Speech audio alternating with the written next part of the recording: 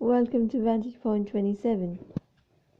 I remember the first time I became very fascinated by storytelling. I was 16. There was a show on the television, a book review, and the author was interviewed.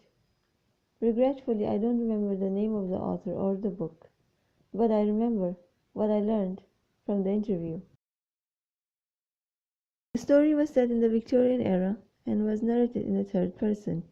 What the writer was praised for, among other aspects of his writing, and what really astounded me at that time. Not only had he perfected the Victorian era setting in his story and the characters, but he had used words and manner of language as though he was from the Victorian era himself. I thought what an expert wordsmith he must be to be able to use language used in that time, a time he didn't grow up or live in.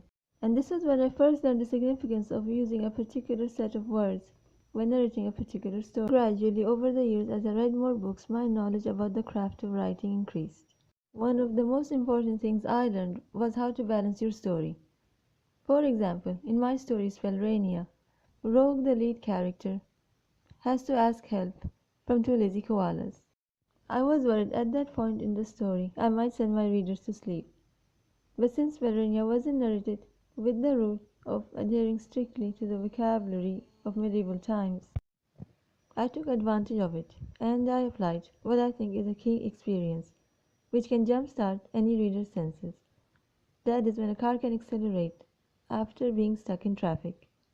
I think all readers have been in a traffic jam at least once in their lives. However, when writing the chains, in which the vocabulary, terminology, metaphors weren't limited to medieval times, I had to use vocabulary and things which we have in common throughout the ages. I turned to light and darkness, the moon and the stars, music, paper and ink, among other effects. I made them mediums for expressing various different emotions. But the art of storytelling isn't just in books, it's in all sorts of different fiction, forms. Non-fiction, journalism, paintings, poems, songs, movies. There's story in all of these things. A big story, a small story, a story with a beginning and an end, a story which foreshadows something that's about to happen and leaves it there. Your imagination does the rest.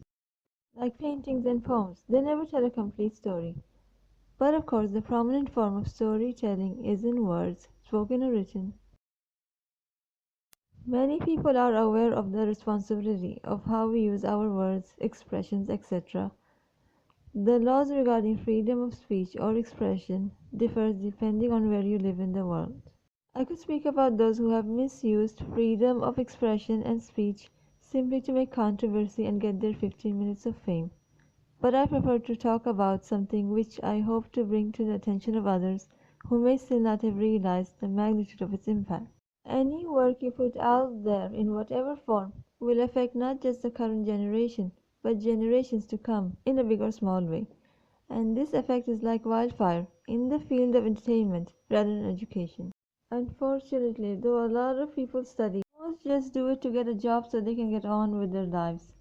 In the case of such people, whatever they study has very little effect on their overall mentality, because it's not in their hearts. It comes in one ear and out the other, leaving no lasting prints on their minds. So what would really influence such people? The answer, in my opinion, is entertainment. Entertainment they choose is their free choice, not something they have to do to get a job and pay their bills. Sad to say that in entertainment, I have seen a lot of compromise in the social responsibilities in favor of whatever brings in more money. Whatever it takes to make a story a bestseller, book or movie, without taking into consideration the potential danger of how this will affect millions in our era and the future. Perhaps the clearest way to understand how your work can affect lives is to think that somewhere out there is a lonely, broken person, or a child with no mother and father for guidance.